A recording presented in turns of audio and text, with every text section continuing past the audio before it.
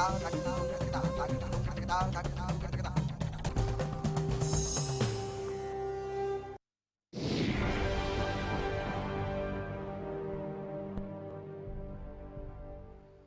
एक प्रकार से लोकतंत्र की हत्या है। सरकार मुर्दाबाद मुर्दाबाद मुर्दाबाद। आवाज को बुलंद करने का हक है, उसको भी छीनना चाहती है।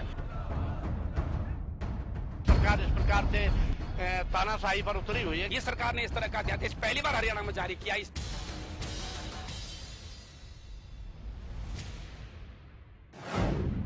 ये हुजूर की तानाशाही है या फिर ये खेल है तानाशाहों का?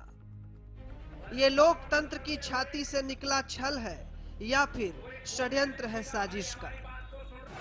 ये रणनीति है या फिर ये भी खेल है प्रजातांत्रिक इरादों का? ये राजनीति है या फिर ये खेल है लोकतंत्र का? मुद्दा बहुत अहम हो गया है, क्योंकि मुद्दा सरकारी कर्मचारियों से जुड़ा है, सरकार से जुड़ा है। धरना देना मना है। आखिर ये मनाही क्यों?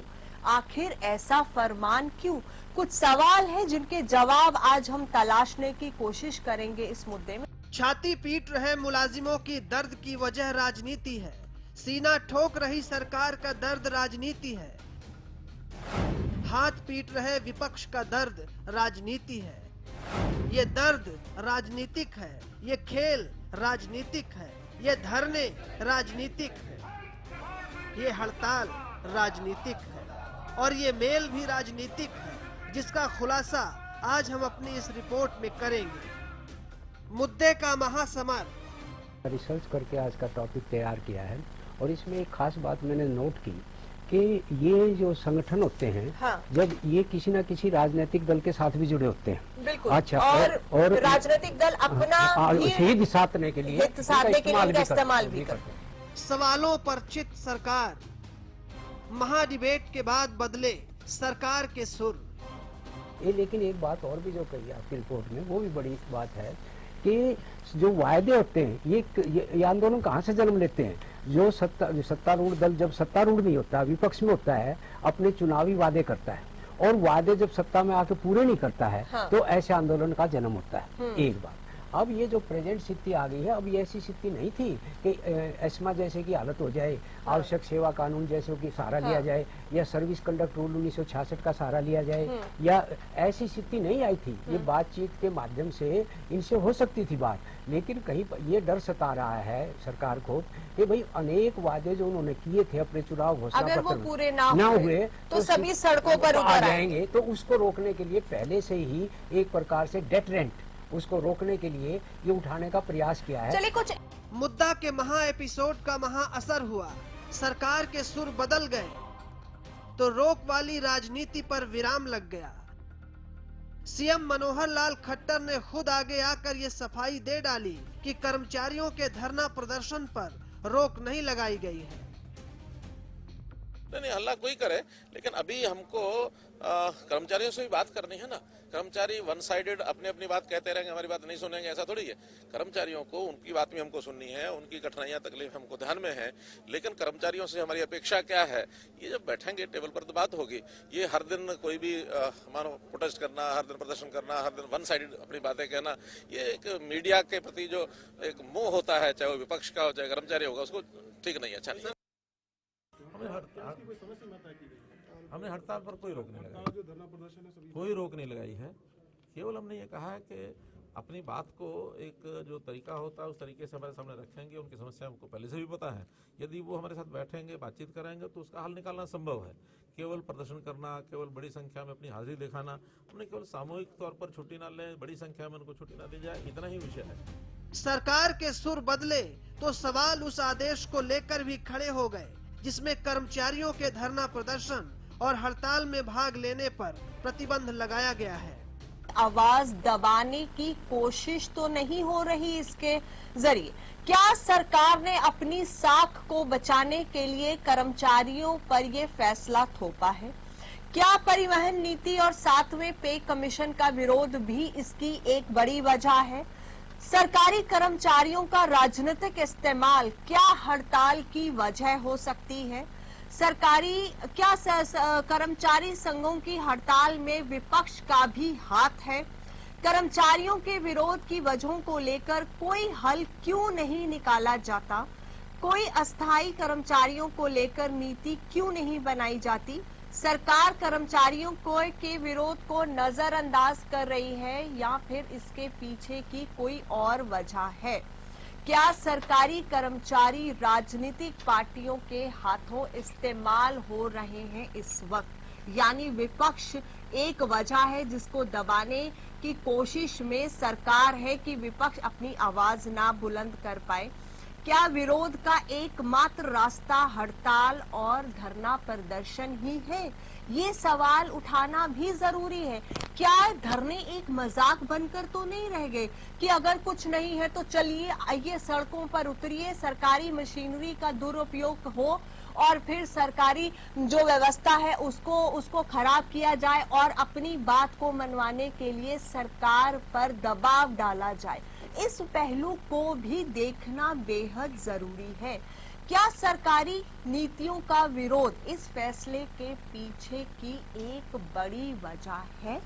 ये कुछ सवाल हैं जिनको आज हरियाणा न्यूज इस मुद्दे में उठा रहा है क्योंकि मुद्दा बेहद अहम है। अब सरकार अपने फैसले से बिल्कुल पलट चुकी है, लेकिन समस्या यहाँ खत्म नहीं हुई है।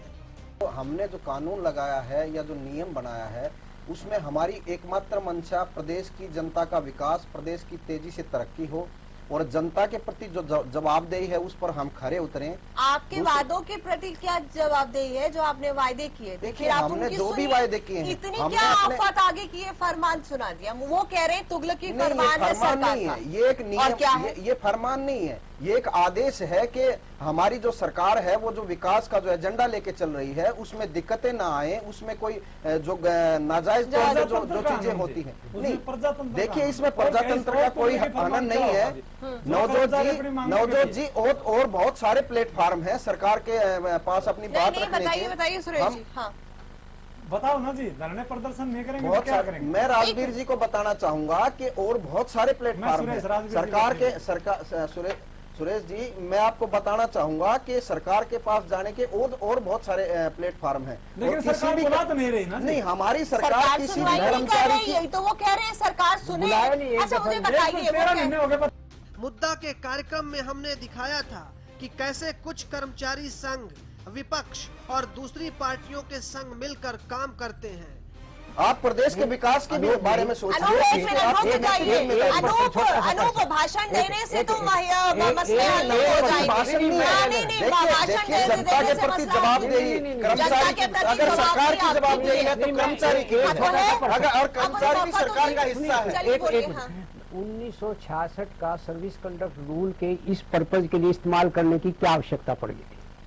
उसका हवाला दिया सरकार ने। उसमें हवाला इसलिए दिया है 1966 उसके नियम 7 और 9 के तहत उसमें ये साफ उल्लेख किया गया है कि किसी भी कर्मचारी को हड़ताल करने का हक नहीं है। और माननीय सुप्रीम कोर्ट ने भी ये कहा है कि सरकारी आचरण का जो कर्मचारी का सरकारी आचरण है उसके तहत हड़ताल गलत है, ये विकास में बाधा डालती है। पक्ष में बैठे थे तब आपने ये मसला उठाया था जब कांग्रेस के टाइम में हड़तालें हो रही थी, तब आप विपक्ष में बैठे, तब आपको जरूरत नहीं थी। नवजोत जी देखिए सुनिए, अनूप जी एक मिनट, ना सकारात्मक आपको तब लगता है जब आप सत्ता में बैठे होते हैं। ऐसी बात बिल्कुल ऐसी बात। आप एक मिनट मेरी बात का जवाब दीजिए, रुक जाइए, मेरी बात का जवाब दीजिए, पहले मेरा सवाल पूरा होने दीजिए। सवाल मेरा ये है, जब धरने लगातार कांग्रेस के राज में हो रहे थे, जब आप विपक्ष में बैठे थे, तब आपको ये अच्छे लगते थे क्योंकि तब आपका वोट बैंक थे, तब आपको इनसे वायदे करने थे। जंतर मंतर पे आगे वायदे करते थे।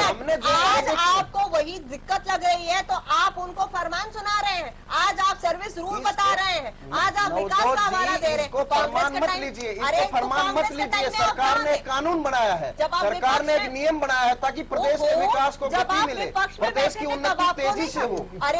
आप मैं कहता हूँ, आप मेरे को सुनिए। आप देखिए सरकार ने नई पॉलिसी बनाई है, आप मेरे को सुनिए। अगर सरकार ने नई पॉलिसी बनाई है परिवहन की, अगर उसमें सरकार की मंशा ये है कि जो भी गांव, जो भी आदमी परिवहन सेवा से वंचित है उसको उसके डोर स्टेप पे या उसके घर तक परिवहन सेवा पहुंचाने के लिए बनाई है और उसमें हड़ताल में उलझ कर रह जाएगी तो क्या होगा? जब सरकार को वोटों की जरूरत थी तो हर नुक्कड़ सभा में, गली में, रैली में वो एक अलापती थी कि हम कर्मचारियों को ये दे देंगे, पंजाब के बराबर वेतन दे देंगे, हर वर्ग। आज जो सरकार ने, भारतीय जनता पार्टी ने चुनाव से पहले अपने घोषणा पत्र में भी दर्शाया और गली गली घूमकर, गांव गांव में, हर शहर में घूमकर जो वादे किए थे उनसे भारतीय जनता पार्टी मुकर ही नहीं गई, बल्कि जो सरकारी कर्मचारी है उनको अपने भविष्य के बारे में सोचने का उनका दायित्व है, फर्ज है, उनके भविष्य के साथ उनके बच्चों का। अरविंद, ये विपक्ष का एक मौलिक अधिकार मैं तो कहूंगी हो जाता है कि वो जितने सड़कों पर उतरे हुए हैं उनके साथ अपनी राजनीति करने के लिए साथ में उतर जाते हैं। इसीलिए आज अभय चौटाला का बयान भी हम देख रहे हैं। तब जब हम लोग सत्ता में होते तब हमें इनके हितों की याद नहीं आती है, लेकिन जब विरोध कर रहे होते तब हम अपनी राजनीतिक चमकाने के लिए अब इनेलो कहीं हाशिए पर दिखाई देती है, तो अब कर्मचारियों के आंदोलन में जुड़कर अपने आप को बड़ा मसीहा बनाने की कोशिश कर रही है। नवजोत जी, ये आंदोलन कर्मचारियों का आंदोलन है और रही बात इसकी कि राजनीतिक हस्तक्षेप है या नहीं है, राजनीतिक हस्तक्षेप होना या नहीं होना जायज है या नहीं है। आप ये देखिए ना, इनमें से कोई भी एक मांग नाजायज नहीं है। ये सब वो बातें हैं जो बीजेपी अपने घोषणा पत्र में लिख चुकी है। बात बड़े पर्सपेक्टिव में करें, बात सिर्फ ये नहीं है कि सरकार ने एक, इन्होंने कहा तुगलकी फरमान जारी कर दिया, तो हाँ क्यों किया, उसके पीछे की कारण क्या है। आज अगर, क्योंकि ये जितने संगठन होते हैं ये सभी राजनीतिक दलों के लिए वोट बैंक है, सभी, वो विपक्ष हो या सत्ता पक्ष हो। बीजेपी ने समझा, इसलिए बीजेपी नहीं, आप लोग भी समझते हैं, जो सड़कों पर उतरते इनके साथ झंडा पकड़ के खड़े होते हैं उनके लिए भी ये वोट बैंक है। नवजोत जी, इनेलो के भी जो इनेलो के जो वोटर हैं या इनेलो के जो कार्यकर्ता हैं वो भी इंसान हैं, उनके अपने घर परिवार के लोग भी कर्मचारी हैं, तो फिर ये कहिए ना वोट बैंक है। सरकारी पूरा हरियाणा प्रदेश का रहने वाला निवासी वोट बैंक है, सभी वोटर हैं। सवाल ये नहीं है, सवाल ये है कि ये लोकतंत्र की हत्या है। लेकिन जब सरकार आ जाती है ना उसके बाद में कर्मचारी उनके दुश्मन बन जाते हैं। हाँ। पहले दाल और रोटी जैसा संबंध होता है। हाँ। अभी अनूप जी कह रहे थे, लेकिन सुरेश यादव जी आप ये भी तो बताइए कि सरकारी कर्मचारियों का कोई जनता के प्रति जवाबदेही है कि नहीं है? बिल्कुल है, सरकार की, बिल्कुल है, सरकार की जिम्मेदारी है, सरकार की कोई जवाबदेही नहीं है। सरकार ने अगर सरकार ने एक बात पूरा नहीं कर पाए, सरकार ने कोई जवाबदेही नहीं है, सारी जवाबदेही इनकी है। अनूप जी आज आपको इनकी जरूरत नहीं है, आपका काम हो गया, सरकार बन गई। हर विधायक आज इन्हें जेलों में बंद कर दो। हर एमपी यही कहता है जीएम को फोन करके मेरे गांव में मेरी कौन सी हरियाणा रोडवेज की बस भेज दें, तो प्राइवेट में क्या नौबत आ गई? नहीं, आपको इससे दिक्कत क्या है? ये पॉलिसी जनता के हित में है। नहीं, जनता के हित में हरियाणा रोडवेज है कि अगर जनता को सुविधाएं अच्छी मिले, ये आपका भी फर्ज है। आपके हितों का कुठारा घाट इसमें नहीं होगा। आज भी हरियाणा में 900 बसें खाली खड़ी हैं जो गवर्नमेंट ने खरीदी थी। अकेले फरीदाबाद में 750 बसें हैं, उन्हें यूटिलाइज कीजिए ना, उन्हें चलाइए। मेरे भाई, अगर अकेले फरीदाबाद में 2700 बसें हैं तो टोटल हरियाणा में 4200 बसें हैं। 750 के हरियाणा में टोटल 4200 बसें चलाइए ना, वहाँ से 700 कैसे आ गई? आप गलत तथ्य देके जनता को गुमराह कर रहे हैं, ये गलत है। जनता के प्रति जवाबदेही कर्मचारी की भी है, सरकार की भी है। किस बात का सता रहा है सरकार को? डर क्यों रही है? नहीं, डर नहीं है। ऐसा कौन सा हिंसक आंदोलन हो गया? और आज इसी पर हम एक बड़ा खुलासा भी करेंगे। देखिए, ये तो तुगलकी फरमान हो गया। मतलब ये हो गया कि मारो भी और रोण भी ना दो। अपनी बात कहने का अधिकार है। हड़ताल पे नहीं जा रहे कर्मचारी। सबसे पहले धरना होता है, प्रदर्शन होता है, फिर घेराव होता है, लास्ट स्टेज होती है हड़ताल पे। लेकिन सरकार जब उससे पहले ये आदेश जारी करती है तो उससे पहले सरकार 1 साल के करीब हो गया, 1 साल से ऊपर हो गया। सरकार के कैबिनेट मंत्रियों से जब उनसे बात हुई थी तो कहा था 2 महीने का समय दो, हम नए आए हैं और हम आपकी बातों पर विचार विमर्श करके समाधान करेंगे। लगभग 13 महीने बीत गए, आज तक तो किसी संगठन को नहीं बुलाया। कर्मचारियों के राजनीतिक धरने की ये कहानी कोई नई नहीं है, लेकिन क्या आप जानते हैं कि सरकारी कर्मचारियों की संरक्षण पॉलिसी राजनीति से कैसे प्रेरित होती है और क्यों ये संघ राजनीतिक संगत के सोहबत में अपने रंग ढंग बदलते हैं?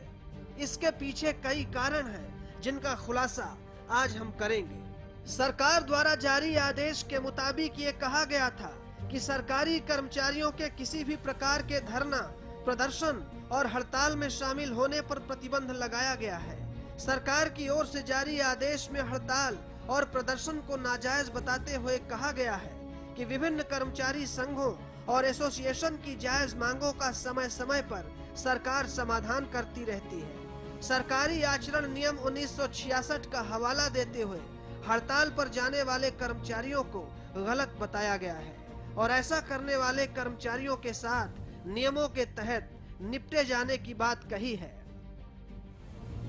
सर्वोच्च न्यायालय के एक फैसले के मुताबिक देश के सरकारी कर्मचारियों को हड़ताल पर जाने का कोई मौलिक कानूनी या नैतिक अधिकार नहीं है। कोर्ट के मुताबिक कर्मचारी संगठनों को अपनी मांग मनवाने के लिए सामूहिक चर्चा करने का कानूनी अधिकार तो है, लेकिन वो इसके लिए हड़ताल पर नहीं जा सकते। कई राज्यों में इसको लेकर एस्मा यानी कि आवश्यक सेवा अधिनियम कानून लागू है, जिसके तहत कुछ सेवाओं में कर्मचारियों के हड़ताल पर रोक लगाई गई है। श्रम कानून में इसका उल्लेख सीधे तौर पर नहीं किया गया है, लेकिन राइट टू प्रोटेस्ट के तहत कर्मचारी अपने अधिकारों के लिए आवाज उठा सकते हैं। अब सवाल ये है कि सरकार द्वारा कर्मचारियों पर ऐसी बंदिश लगाने की जरूरत क्यों आन पड़ी? हमारी क्या डर सता है? को देखिए, जनता के प्रति जो सरकार को क्या डर सता रहा है? बड़ा अच्छा देखिए। प्रश्न आपने किया। सरकार को क्या डर सता रहा है, मैं बताता हूँ। सरकार को ये डर सता रहा है कि राज्य सरकार पहले ही कई मुद्दों से, जैसे बिजली के बड़े दामों से घिरी हुई है, विपक्ष की बातों से घिरी हुई है, पंजाब के वेतनमान से घिरी हुई है। तो कहीं ये आंदोलन गति पकड़ गए तो सरकार पहले से ही घिरी हुई सरकार, वो कहीं ये जो कांग्रेस के वक्त हुआ था, वही ना हो जाए। तो पर। ऐसी स्थिति को बचाने के लिए उसका एक डेटरेंट मैंने वर्ड यूज किया, निरोधक शब्द होता है, तो उसको रोकने के लिए पहले से ऐसा ला कर दो ताकि ये उसमें जा ही ना सके। पहले से गिरी हुई है अनेक मुद्दों से, वाले सच्चाई है, सरकार चलाना नहीं चाहते, हथियाना चाहते, अनेक मुद्दों से पहले गिरी हुई है। अंग्रेजी जो हुकूमत थी उसमें राज्य में क्या अंतर है? सरकार कोई भी रूल लागू करे और उसके खिलाफ कोई आवाज नहीं, यही अंग्रेजी हुकूमत थी और यही लोगों की सरकार चला रहे हैं। इन्होंने राजशाही चलाई, आपके खिलाफ बोलेगा उसे आप जेलों में बंद कर देंगे। सब जानती है, इन लोगों की सरकार देखी है। अरविंद जी, बिल्कुल देखिए, लोगों से पूछिए, न्यूनतम वेतन हरियाणा में लागू किया, आपकी राजशाही, सबसे पहले आपकी डिक्टेटरशिप देखी है लोगों ने। जनता देखी है, जब आप बैठने के लायक भी नहीं है। अनूप जी मुद्दे पर आ जाएं, मुद्दे पर आ जाएं। मुद्दा मुद्दे की बात ये, मैं एक और बात कह दूं, उस सरकार में ये शामिल थे, उस इन लोगों की सरकार में शामिल थे। ऐसी तानाशाही सरकार तो आज तक नहीं है। अनंतराव जी आप बता दो, अगर हम कर्मचारियों का कोई आंदोलन हिंसक नहीं है। देश का विकास करना चाहते हैं, आप उस सरकार में शामिल थे, पूछ लो नहीं जिसकी आज बुराइयां कर रहे हैं। रामविलास जी भी थे, सब थे उसमें सरकार में शामिल। कुछ समय के लिए हम थे, वो कुछ समय नहीं, 2.5 साल के लिए, लेकिन अंतराम जी अपना मकसद पूरा करते जी, आप हम भी बोलने लगे, लास्ट के 1.5 साल पहले, ये 4 साल रहे, 4 साल का मुद्दा था। आखिर में मुख्यमंत्री पद छोड़ जाने के लिए छोड़ दिया था, उस डेबिट में मैं था। नहीं, मैं सिर्फ ये जानना चाहती हूँ ना, जिस चीज का हम हिस्सा हो, फिर उसी को हम बुरा कहें। खैर, वो एक अलग पहलू है, वो एक अलग पहलू है। मैं राजवीर रोहिला के पास चलूंगी, एक बार वो भी हमारे साथ जुड़े हुए, एक बार उनकी भी रिएक्शन लेंगे। राजवीर जी, आप सुन रहे हैं हमें? राजवीर जी, क्या कहना है पूरे मसले पर आपका? सरकार का ऐसा जी, पहले बात तो मैं ये कहना चाहता हूँ कि हमारा राजनीतिक संगठन नहीं है जी। हमारा हरियाणा कर्मचारी महासंघ राजनीतिक संगठन नहीं है, ठीक है, इंडिपेंडेंट संगठन है और सरकारी कर्मचारियों का संगठन है जी।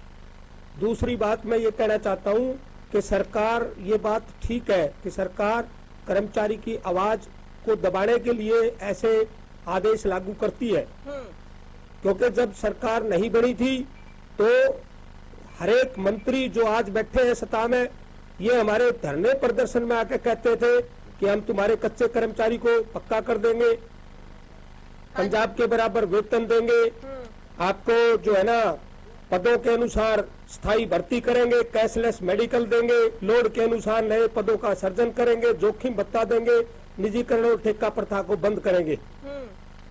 लेकिन जब सत्ता इनके पास आ गई तो आज ये ऐसे आदेश, जो तानाशाही रवैया है वो अपना लिया है। आज ये बात करते हैं धरना प्रदर्शन पर रोक लगा दी जाए, ताकि कर्मचारी बोले ना। हाँ। ये हमारे मित्र बोल रहे थे कि भाई सरकार को कर्मचारी के अलावा और कर्मचारी के और दूसरे रास्ते कौन से हैं, ये बता दें हमें। कि मैं आपको बताता हूँ कि हमने जो पहली सरकार से लड़ाई लड़ी थी उसके अंदर कुछ चीजें निकल के आई थी, हड़ताल एकमात्र हल और सरकार ने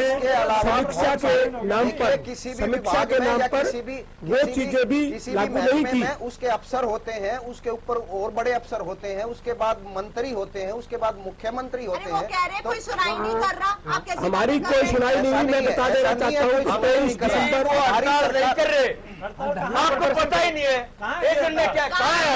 नरेश जी प्रदर्शन करना चाहते हैं और सरकार को चेताना चाहते हैं। ऐसा है, कोई शोक नहीं है, धरना प्रदर्शन का कोई शोक नहीं है। सुनाई नहीं होती तो करना पड़ता है।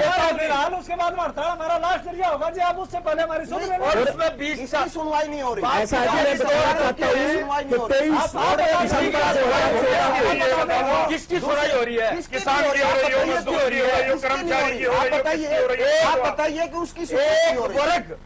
एक वर्ग कौन सा वर्ग है? आप बताइए। सरकार की नीतियों से संतुष्ट? हमारी सरकार ने कंप्यूटर एक योजना सुनी, हमारी सरकार ने गैस की सुनी, हमारी सरकार ने लाठियों से पीटा आपने, सुनी हमने। महीनों ने हड़ताल पे बैठाए रखा। एक मिनट, अगर आप सबकी सुन रहे हैं, आपको कोई डर नहीं है तो ये फिर जरूरत क्या है? क्यों? फिर आप सुन रहे हैं, हमारी सरकार में सुनवाई निष्पक्षता से पूरे अच्छे ढंग से की जाती है। हमारी सरकार की अगर हमारी राजनीति चमकेगी तो हम कर्मचारियों का अगर हित सुरक्षित रहेगा और हमको मदद करेंगे तो हम जरूर अपनी राजनीति चमकाएंगे और खुला समर्थन देंगे।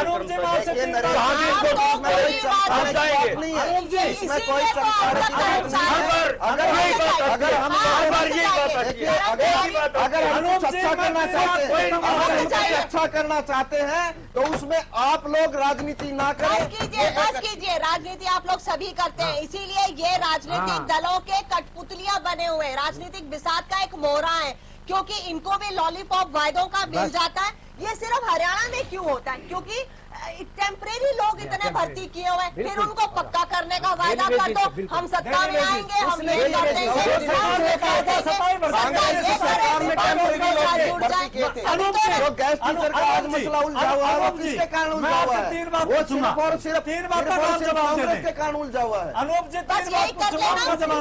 का राज आए तो बीजेपी, बीजेपी का राज आए तो कांग्रेस, और कांग्रेस।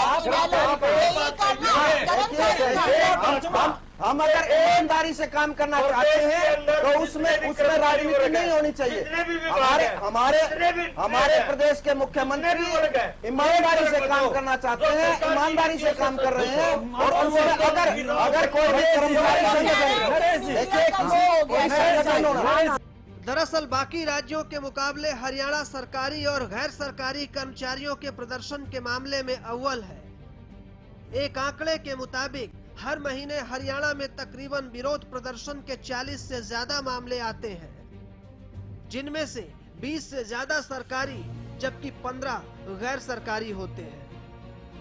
पूर्व हुड्डा सरकार में भी सरकारी कर्मचारियों के प्रदर्शन का बखेड़ा देखा जा चुका है, और वो दौर भी था जब साल 2013 में पूर्व की सरकार ने कुछ आवश्यक सेवाओं में एस्मा लगा दिया था। इसके पीछे एक वजह वोट बैंक को लेकर भी है, जिसमें कर्मचारियों का इस्तेमाल सिर्फ वोट के तौर पर होता है, क्योंकि अधिकांश मामलों में सड़कों पर अस्थायी कर्मचारियों के प्रदर्शन ही देखे जाते हैं, लेकिन हल नहीं निकाला जाता। चुनाव में कर्मचारी संघों की मांगों का समर्थन करना और सत्ता में आने के बाद अपने किए वादे से पलट जाना भी हड़ताल के मुख्य कारणों में से एक है। साथ ही कई कर्मचारी संघों के राजनीतिक पार्टियों के संबंध भी रहते हैं। ऐसे में हो सकता है कि कर्मचारियों की हड़ताल और विरोध प्रदर्शन की रणनीति राजनीति से प्रेरित रहती हो। इन सवालों को आधार बनाते हुए हमने एक रिपोर्ट तैयार की है, जिसका खुलासा हम अपनी अगली रिपोर्ट में करेंगे। ये एक प्रकार से लोकतंत्र की हत्या है। सरकार मुर्दाबाद। आवाज को बुलंद करने का हक है, उसको भी छीनना चाहती है। सरकार इस प्रकार से तानाशाही पर उतरी हुई है। ये सरकार ने इस तरह का अध्यादेश पहली बार हरियाणा में जारी किया।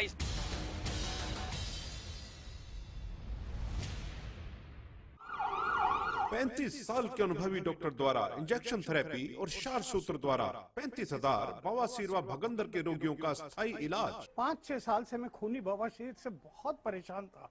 कभी खून बंद हो जाता, कभी फिर शुरू हो जाता, और पिछले 1 हफ्ते से तो पिचकारी की तरह खून जा रहा था। बहुत परेशान हुआ, बहुत इलाज कराया, कुछ नहीं हुआ। फिर मेरे एक दोस्त ने, जिसने यहाँ से इलाज कराया था, मुझे यहाँ का पता दिया। मैं डॉक्टर साहब से मिला, डॉक्टर साहब ने मेरा इंजेक्शन से इलाज शुरू किया, और देखिए दूसरे दिन ही मेरा खून बंद, और आज मैं बिल्कुल ठीक। मैंने स्वामी सत्यानंद हॉस्पिटल से सास ससुर द्वारा इलाज करवाया, आज मैं बिल्कुल ठीक हूँ। गुदा में जलन, खून आना, दर्द होना, खुजली होना, बवासीर हो सकती है, बार बार पस निकलना, मस्से होना, भगंदर हो सकती है, लापरवाही से हो सकता है खतरनाक परिणाम। आज ही मिले doctor Mahendra Singh, Swami Satyanand hospital, 178 sector 7A near sector 7-10 चौक, फरीदाबाद। फोन 221-6400 और 989-11-23092। गुलमोहर सिटी NH65 पर स्थित कैथल की सबसे सुंदर टाउनशिप अब आपके लिए लेकर आए हैं फ्री होल्ड प्लॉट्स, विलास और independent floors. Gulmohar city boundary walls और एक्सक्लूसिव गेटेड सिक्योरिटी से सुसज्जित, जिसमें है sports club, club house, lush green park और भी बहुत कुछ। तो बेहतर लाइफस्टाइल के लिए Gulmohar city, the city of joy in Kaithal. Haryana fresh शुद्ध घी का नाम बड़ा, शुद्धता की कसौटी पर खरा, घर के घी जैसा स्वाद मन भाए, जो भी खाए तंदुरुस्ती पाए। हरियाणा फ्रेश एगबाग शुद्ध घी, स्वाद घर के घी जैसा। हरियाणा फ्रेश शुद्ध घी। चल मैं निकल रहा हूँ। ओके। और ये तेरे लिए। ये किस खुशी में? एक तो आज तेरा मैच है, और अरोरा अंकल के घर में भी तो। बाय। आपकी जरूरतों को वही समझते हैं जिनके लिए स्पेशल हैं आप, जिनसे dish TV only for you 9905 पर आज ही कॉल करें और पाएं ऑफर्स जो है खास आपके लिए, क्योंकि स्पेशल हैं आप। सरकारी नौकरी मिलती नहीं या आप लेते नहीं, बेरोजगार रहने के 2 कारण हैं। या तो आप कोशिश नहीं कर रहे या आपकी दिशा गलत है। सरकारी नौकरी कैसे पाई जा सकती है? देखिए हमारा खास कार्यक्रम कैसे पाएं सरकारी नौकरी, हर रोज दोपहर 2:30 बजे।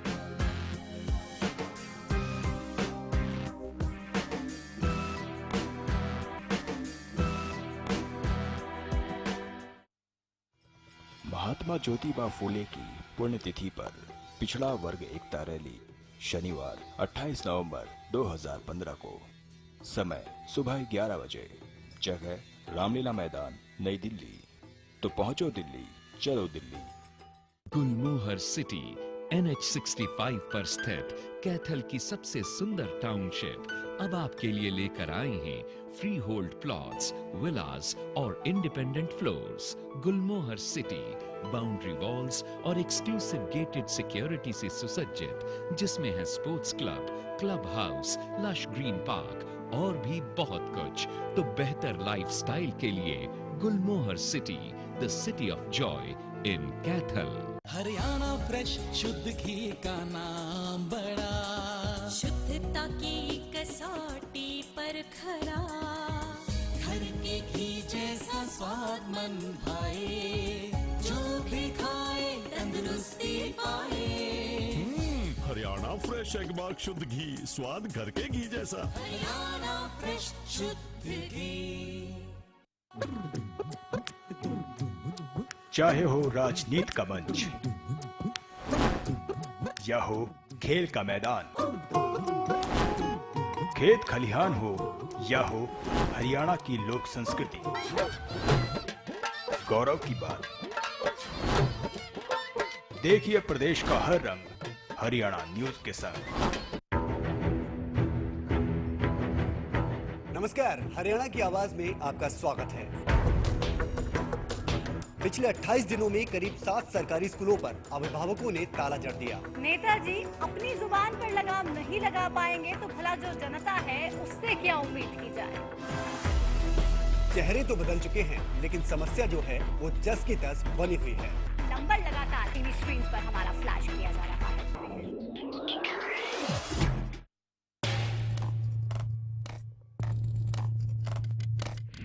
10 साल बहुत कुछ बनते देखा, बहुत कुछ बिगड़ते देखा। राजनीति के बदलते मायने देखे, सियासी धुरंधरों को धूल होते भी देखा। शतरंज की तरह बिसात बिछती देखी, बिगड़ती देखी।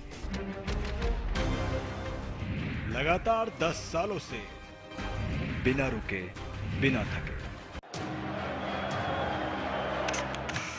कुछ चेहरे इतिहास बन जाते हैं और कुछ चेहरे इतिहास बनाते हैं।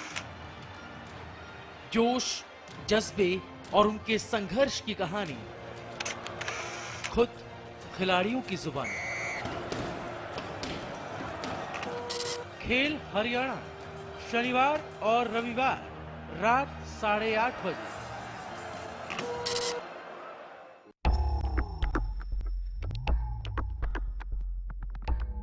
बदलते वक्त के साथ बदल रहे हैं वक्त के मायने भी। बदलती तस्वीर के साथ बदल रही है सियासी फितरत भी।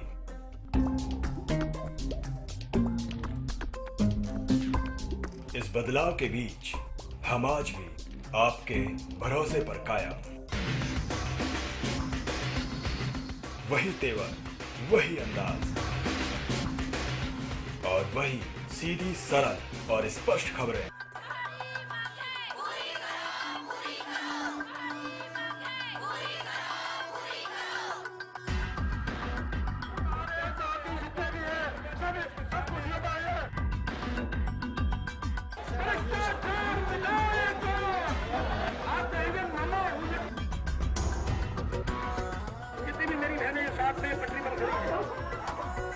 हमारी जो मांग है के माध्यम से वो पूरी की जाए।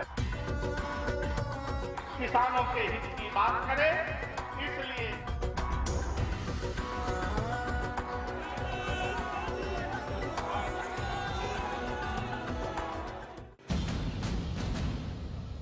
Breaking news. 10 सालों से हरियाणा का लोकप्रिय चैनल अब डिश टीवी पर भी उपलब्ध। डिश टीवी के चैनल नंबर 804 पर देखिए हरियाणा न्यूज, सच के साथ खबरें बेबाक। आप हरियाणा न्यूज को लाइव भी देख सकते हैं, कहीं भी, कभी भी।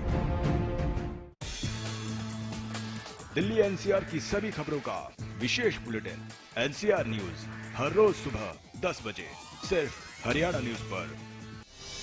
रात जैसी खामोशी देखी, लोमड़ी जैसी चालाकी देखी, शैतानों जैसे शातिर देखे, लेकिन क्या कभी देखी है 4 नन्ही चोरनियां। क्राइम रिपोर्ट में देखिए चालाक चोरनी, रात 9:30 बजे सिर्फ हरियाणा न्यूज पर। करियर, जॉब, रिलेशनशिप और फ्यूचर को लेके प्रॉब्लम, कैसे बनाएं लाइफ को बेहतर, कई सारे सवाल, इसके जवाब हैं मेरे पास। देखिए किस्मत कनेक्शन मेरे साथ।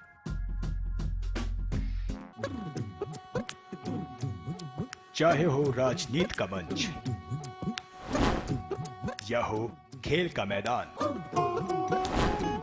खेत खलिहान हो या हो हरियाणा की लोक संस्कृति, गौरव की बात। देखिए प्रदेश का हर रंग हरियाणा न्यूज के संग। नमस्कार, हरियाणा की आवाज में आपका स्वागत है। पिछले 28 दिनों में करीब 7 सरकारी स्कूलों पर अभिभावकों ने ताला जड़ दिया। नेताजी अपनी जुबान पर लगाम नहीं लगा पाएंगे तो भला जो जनता है उससे क्या उम्मीद की जाए। चेहरे तो बदल चुके हैं, लेकिन समस्या जो है वो जस की तस बनी हुई है। नंबर लगातार टीवी स्क्रीन पर हमारा फ्लैश किया जा रहा है।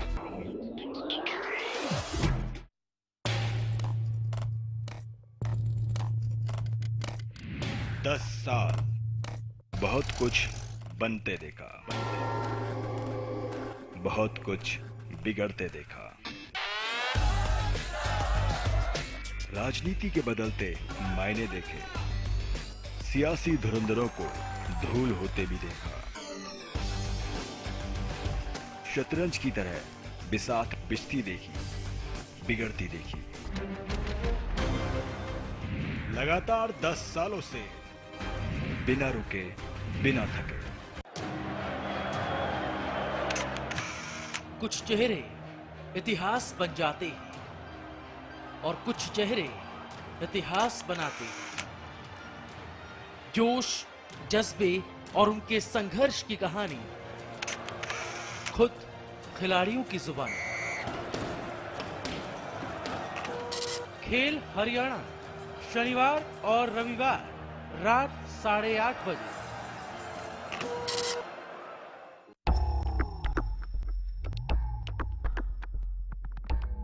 बदलते वक्त के साथ बदल रहे हैं वक्त के मायने भी। बदलती तस्वीर के साथ बदल रही है सियासी फितरत भी।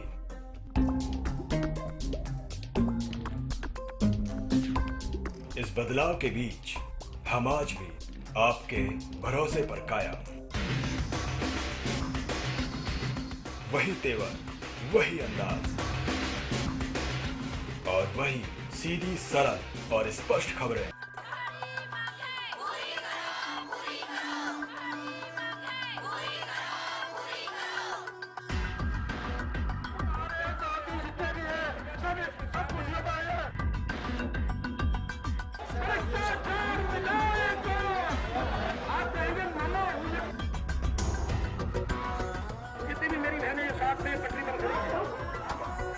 हमारी जो मांग है के माध्यम से वो पूरी की जाए।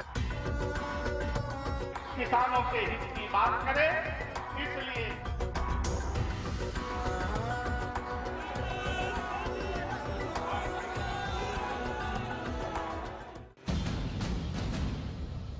Breaking news.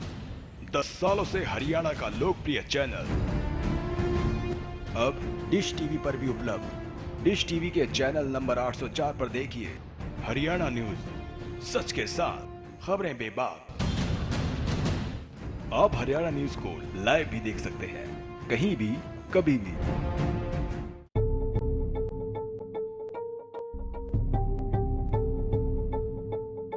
वो बहस ही क्या जो बेबाक ना हो। व्यवस्था में कितना सुधार आया, कैसे जस्टिफाई करेंगे आप? इतने लंबे समय तक सांसद रहे लेकिन अपने ही इलाके में हालात सही नहीं। मेरा अहम सवाल ये है कि क्या राजनीति करने से, वायदे करने से बदलाव आ जाएगा? वो तर्क ही क्या जो ठोस ना हो। अरे वो अपने परिवार लेकर सड़कों पर है, किससे जवाब मांगे? राजनीतिक रोटियां अभी भी सेकी जा रही हैं। अब की सरकार पिछली सरकार पर, दूसरी सरकार पिछली सरकार पर। सवाल बड़ा है, लोगों की जरूरत को महसूस कब किया? जब वोट चाहिए थे तब महसूस किया? वो संवाद ही क्या जिसमें संवेदना ना हो। सियासी घूंघट के नीचे सभी अपना अपना खेल खेल रहे हैं। होना बेहतर चाहिए पर नहीं हो रहा। मेरी सिर्फ इतनी गुजारिश, पहल कब होगी? देखिए मुद्दा नवजोत सिद्धू के साथ। मैं हूं रीना झा और मैं कुमार गौरव। आज हल्ला बोल करेंगे मिलावट खोरों के खिलाफ। क्या उन तक ये बात पहुंच ही नहीं रही है कि राज्य में किस तरह से खुलेआम प्रशासन की नाक के नीचे ये गोरख धंधा चल रहा है। जहाँ पर बेटी और बेटे में जो फर्क है वो देखने के लिए मिलता है। जैसा कि आप जानते हैं ये मंच सिर्फ और सिर्फ आपके लिए बनाया गया है। बहुत बहुत स्वागत है, बताइए क्या कहना चाहेंगे? जी बताइए। को लाइन पे जुड़ गए हैं, आगे बढ़ते हैं। आपसे जुड़े हुए मुद्दे, आपसे जुड़ी हुई समस्याएं उठाते हैं। एक बड़ी मुहिम की शुरुआत करें। लगातार जुड़े रहें। ऐसे कई मामले सामने आते रहते हैं, उसके खिलाफ आप अपनी आवाज जो है वो बुलंद कर सकते हैं। रात जैसी खामोशी देखी, लोमड़ी जैसी चालाकी देखी, शैतानों जैसे शातिर देखे, लेकिन क्या कभी देखी है 4 नन्ही चोरनियां? क्राइम रिपोर्ट में देखिए चालाक चोरनी, रात 9:30 बजे सिर्फ हरियाणा न्यूज पर। करियर, जॉब, रिलेशनशिप और फ्यूचर को लेके प्रॉब्लम, कैसे बनाएं लाइफ को बेहतर, कई सारे सवाल, इसके जवाब हैं मेरे पास। देखिए किस्मत कनेक्शन मेरे साथ।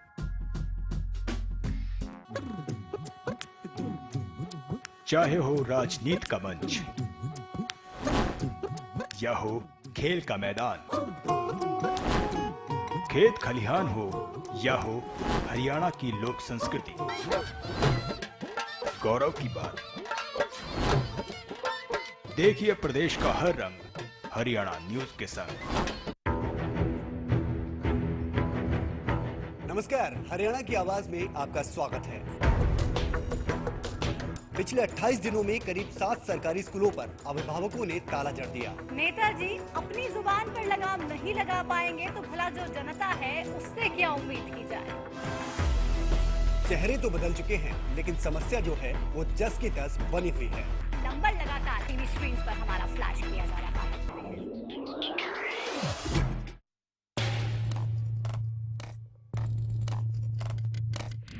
10 साल बहुत कुछ बनते देखा, बहुत कुछ बिगड़ते देखा, राजनीति के बदलते मायने देखे, सियासी धुरंधरों को धूल होते भी देखा। ये एक प्रकार से लोकतंत्र कहता है। सरकार मुर्दाबाद, मुर्दाबाद, मुर्दाबाद। आवाज को बुलंद करने का हक है, उसको भी छीनना चाहती है। सरकार इस प्रकार से तानाशाही पर उतरी हुई है। ये सरकार ने इस तरह का अध्यादेश पहली बार हरियाणा में जारी किया।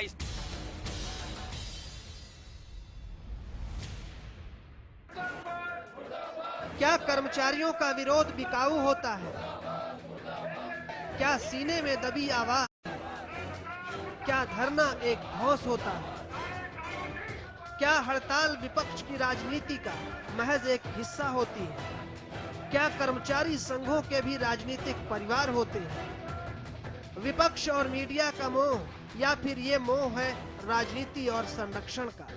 कोई संगठन या कोई संगठन होना कोई हड़ताल की गारंटी नहीं होती। और सरकार को आगे चलाने के लिए संगठनों को काम करना चाहिए। नवजोत जी, आज कर्मचारियों की ये हालत है कि उन्हें बंधुआ मजदूर बना रखा है सरकार ने। अभी 4 दिन पहले का एक बयान मैंने देखा अनिल विज जी का, वो कहते हैं कि जिस भी कर्मचारी ने या अधिकारी ने ट्रांसफर का लेटर भेजा मेरे ऑफिस में, वो सस्पेंड हो जाएगा। और आज क्या कहते हैं कि मेरे अपने जिले में जो काम चोर है या जो काम नहीं कर पा रहे हैं वो अपना ट्रांसफर कराएं और भागें यहाँ से। एक और आप कहते हैं कि कोई ट्रांसफर नहीं लेगा, दूसरी ओर आप कहते हैं कि ट्रांसफर लें और भागें यहाँ से। तो इन्हें खुद नहीं पता कि कहना क्या और करना क्या है। ये एक ऐसी सरकार बन चुकी है आज हरियाणा प्रदेश में जो खुद कंफ्यूज है, और वो हरियाणा के लोगों का भला तो तब करेंगे कि समझ ही नहीं पा रहे सरकार कैसे चलाई जाए। राजवीर, मैं आपके पास आना चाहूंगी। मुझे ये बताइए कि आखिर ये फरमान सुनाने के पीछे डर क्या है सरकार का? क्या सरकार को ये डर लग रहा है कि आने वाले कुछ दिनों में सभी सरकार जितने कर्मचारी संगठन हैं वो सड़कों पर धरना देंगे? बिल्कुल देंगे, और पहले से बिल्कुल देंगे जी। जब सरकार ऐसा रवैया अपनाए हुए कर्मचारी की सुनती नहीं तो कहा जाए। ये गुजरात नहीं है जी, हरियाणा है। जब सरकार सुनना नहीं चाहती कर्मचारी तो कर्मचारी कहाँ जाएंगे जी? तो क्या सरकारी कर्मचारियों के लिए ये जब सरकार बनी, पंजाब के बराबर वेतन है, कैशलेस मेडिकल, कुछ भी तो नहीं किया। एक भी तो चीज नहीं दी, एक भी डिमांड हमारी नहीं सॉल्व हुई। और हम 23 दिसंबर 2014 को माननीय हमारे कैप्टन अभिमन्यु जी ने बुलाया था। उसमें बातों पर सहमति बनी थी कि वे निजीकरण भी नहीं करेंगे, पंजाब के बराबर वेतन भी देंगे और जो नई पोस्टें बढ़ती है उनके लिए रेगुलर स्टाफ देंगे। आज जो कैप्टन अभिमन्यु से मुलाकात हुई है उसके बाद कुछ नहीं निकला, उन्होंने सिर्फ ये कहा कि मैं सीएम साहब से बात करूंगा। हाँ तो फिर तो हमारे अधिकारी कहाँ से बात करेंगे जब कैबिनेट के मंत्री ये कहते हैं कि सीएम साहब से बात करेंगे, हमारे सुनने वाला कौन है? अनूप जी से मैं 3 बात साल हो गया जी, कोई भी सुरेश जी आप थोड़ी देर पहले कह रहे थे कि हमारी सरकार सुनती नहीं और आपके उपाध्यक्ष राजवीर जी कह रहे हैं कि कैप्टन साहब ने बुलाया था और 2-3 बातों पर सहमति आप कह रहे सुनते नहीं, आप कह रहे सुनते नहीं और वो कह रहे कि बुलाया था। हमारी सरकार हर आदमी को सुनती है। कुछ निकला नरेश जी अभी राजवीर जी कह रहे हैं, अभी राजवीर जी कह रहे हैं तो कुछ बातों पर सहमति हुई थी, कुछ बातों पर परिणाम 0 है। जो आपने उन्हीं का भुगतान कर रहे हैं, कांग्रेस ने तो गठबंधन थे उन्हीं का भुगतान कर रहे हैं। एक मिनट राजवीर जी बोलिए, कैप्टन के साथ जो आपकी मीटिंग्स हुई उसमें से कुछ निकला? हाँ जी राजवीर जी। नहीं कुछ नहीं निकला जी, दिया कुछ भी नहीं। यही तो बात है कि 1 साल हो गया, कुछ समय के लिए 2-4 महीने की बात थी, 1 साल हो गया, आज तक भी कुछ नहीं दिया। हाँ। 2 महीने का टाइम दिया था बल्कि। और हमने जो है ना जी, हमने कोई ऐसे नहीं कि सीधा हमने वो नहीं किया कि हम सीधा एजिटेशन किया, हमने तरीके से चले हैं। उपायुक्त के माध्यम से हमने ज्ञापन दिया है सरकार को, अब कमिश्नर महोदय के तरफ से ज्ञापन दे रहे हैं हम और सरकार सुन नहीं रही तो क्या करें फिर? लास्ट में क्या होगा? चाहे हड़ताल करनी पड़े। हाँ, सरकार उधर हड़ताल पर रोक लगा रही है, तानाशाह रवैया अपना लिया कि नहीं दे रहे हैं। सुरेश जी अचानक आपको ये क्या लगा कि अचानक ऐसा कौन सा बड़ा पहाड़ आके टूट गया कि सरकार को ये फरमान? आयोग 2016 के अंदर आ जाएगा। बाएं दाएं से खबरें आती हैं 60 से 58 कर दी, जो डीए वगैरह बढ़ना था वो उसमें मर्ज कर दिया, जो पहले 2000 रुपए एक्स्ट्रा दिए थे वो डिडक्शन करके ने मतलब कटौती चाल ली। तो कर्मचारियों में तो रोष था ही, क्योंकि सरकार जब बनी थी तब तक करेंगे हम सब कुछ देंगे। एस ग्रेशिया का मतलब मैं क्लियर सी बात बता देता हूँ, मैं आज कर्मचारी हूँ, यदि मेरे कुछ अनहोनी होगी, मुझे किसी अस्पताल में ले गए तो चल मुझे या तो बच्चे बेच के आने पड़ेंगे या किसी का किला बेच के आना पड़ेगा मेरा अपना। जब 5-4 लाख रुपए देंगे वो बिल 9 महीने तक पास हो जाए तो हो जाए, वरना कोई हम बार में ये कहते हैं कि हमें एडमिट करें, तुरंत जो है ना सरकार उसका पेमेंट कर दे, हमें छुट्टी दे दे, कैशलेस, जिसका मतलब जो हमारी 20 डिमांडें हैं 2 तो पूरी करें।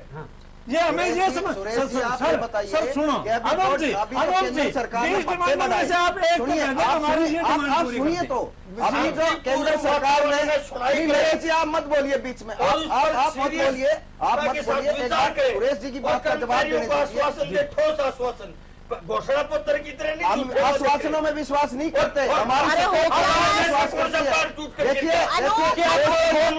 अगर सरकार अगर केंद्र सरकार ने जो भी वेतन भत्ते बढ़ाए हैं हरियाणा सरकार ने क्या लागू नहीं किए सारे? सरकार बनी, आप बताइए आप और किसको मेडिकल नहीं मिलता? बहुत सारे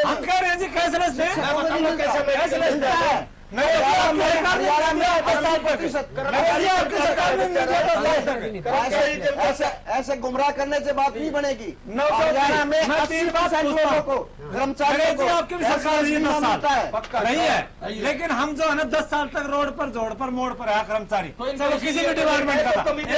दूसरी बात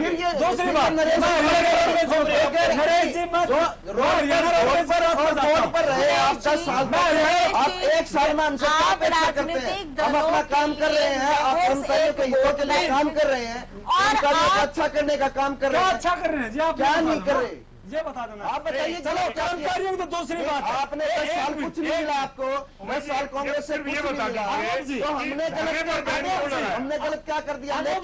लेकिन आप ये बात भी ध्यान रखिए कि प्रदेश की जनता के हितों के बदले प्रदेश के विकास को रोकने के लिए अगर कोई भी कर्मचारी अपना योगदान देता है तो सरकार उसको कतई बर्दाश्त नहीं करेगी।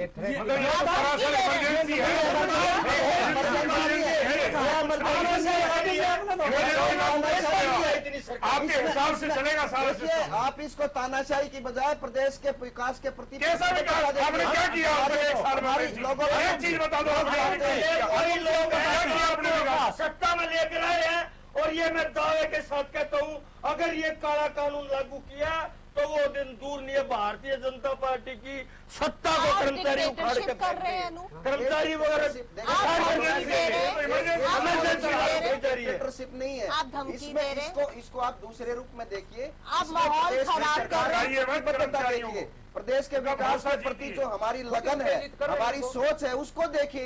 इसमें आप राजनीतिक रूप से मत देखिए। छोटा सा ब्रेक लेंगे, मजबूरी है हमारी, लेकिन ब्रेक से आने के बाद भी ये जानने और समझने की कोशिश करेंगे कि क्या ये डिक्टेटरशिप है, क्या ये धमकी है, क्या ये तुगलकी फरमान है, या फिर ये जो विकास की बातें जो सरकार कर रही है कि विकास में बाधा डाल रहे हैं जो कर्मचारी संगठन है, उसे रोकने की एक कोशिश है।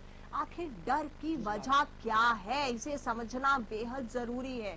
और अगली रणनीति कर्मचारी संगठनों की क्या होगी, ये भी समझेंगे इस ब्रेक में। एक प्रकार से लोकतंत्र जगता है। आवाज को बुलंद करने का हक है, उसको भी छीनना चाहती है। सरकार इस प्रकार से तानाशाही पर उतरी हुई है। ये सरकार ने इस तरह का अध्यादेश पहली बार हरियाणा में जारी किया।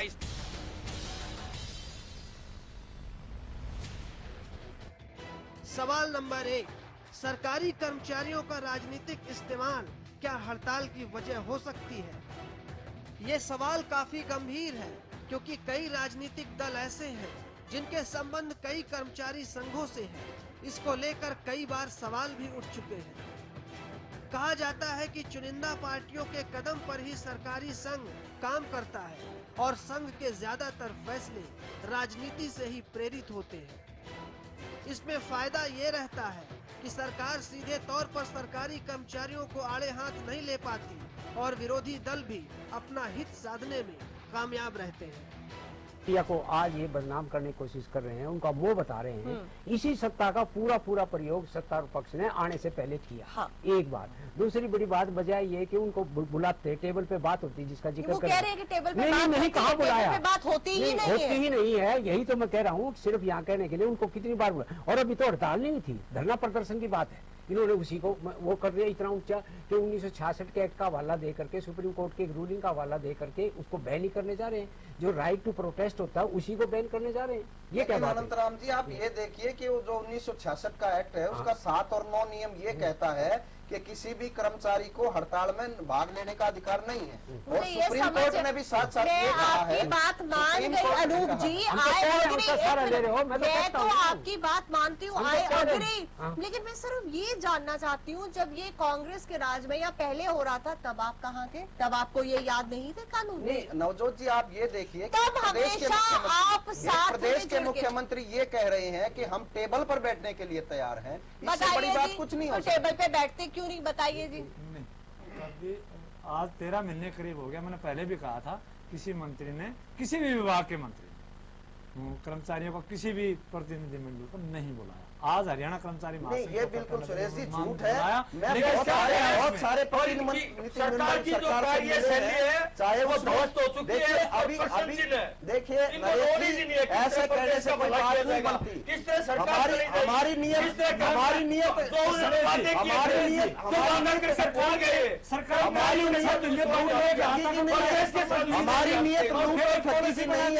हमारी लूट और ठगी की नहीं है। आपने जैसे जमीनों को लूटा, आपने जैसे का लूटा, हमारी वो नियत नहीं है। हमारी नियत साफ है, हमारी नियत साफ है, हमारी नियत साफ है। और आप सुनिए, सुरेश जी बिल्कुल गलत कह रहे हैं। बहुत सारे प्रतिनिधिमंडल सरकार से मिले हैं और बहुत सारे समाधान हुए हैं। और आज भी हमें क्या नहीं हुआ वो बताइए, क्या नहीं हुआ? सवाल नंबर 2, क्या कर्मचारी संघों की हड़ताल में विपक्ष का भी हाथ होता है? कर्मचारी संघों की जायज और नाजायज दोनों मांगों का विपक्ष द्वारा समर्थन करना कहीं न कहीं खटकता है। दरअसल विपक्ष ऐसा करके सरकारी कर्मचारियों को अपनी पक्ष में लाने की कोशिश करता है, समझौता मांगों का होता है। ऐसे में कई सरकारी संघ राजनीतिक पार्टियों के हाथों इस्तेमाल भी होते हैं।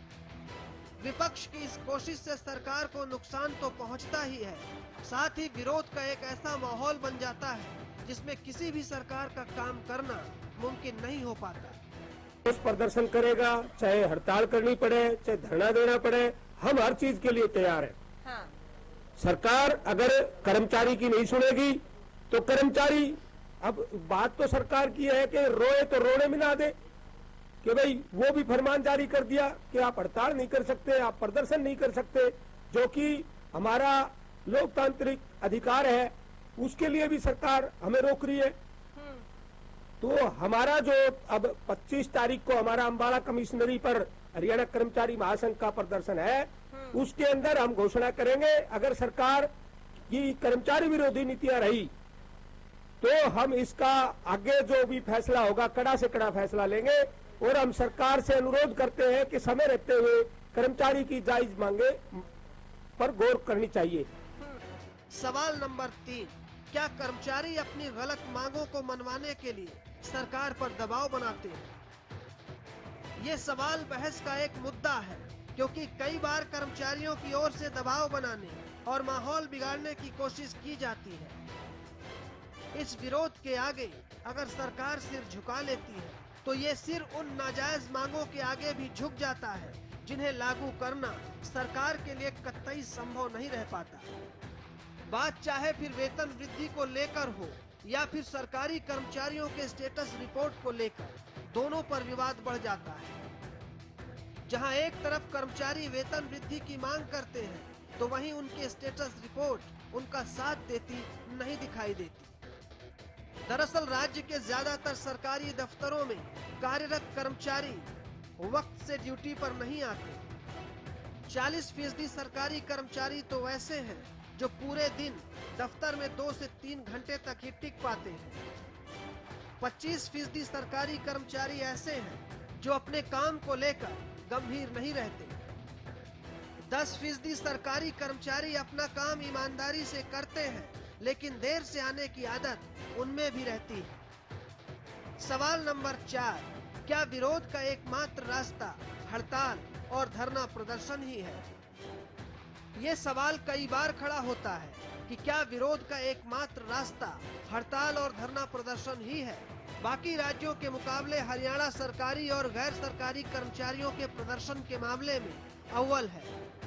एक आंकड़े के मुताबिक हर महीने हरियाणा में तकरीबन विरोध प्रदर्शन के 40 से ज्यादा मामले सामने आते हैं, जिनमें 20 से ज्यादा सरकारी जबकि 15 गैर सरकारी होते हैं। कर्मचारियों के हड़ताल पर चले जाने से जनता को काफी परेशानी होती है। हड़ताल वाले दिन सरकारी दफ्तरों में कोई काम नहीं हो पाता। पूरे प्रदेश में अगर इस हड़ताल का असर रहे तो जनता को परेशानी के साथ सरकार का भारी नुकसान होता है। सरकारी डॉक्टरों की हड़ताल में अक्सर देखा जाता है जब मरीजों को दर दर भटकना पड़ता है। एक आंकड़े के मुताबिक राज्य में हर 2 से 4 महीने में ऐसी स्थिति देखने को मिल जाती है। मत बनाइए, आराम से आप एक एक समस्या को कर्मचारी को सुलझाने की कोशिश देखिए। आपने वादा किया है, आपको निभानी पड़ेगी। अगर लोगों की भलाई के प्रति प्रतिबद्धता आप इमरजेंसी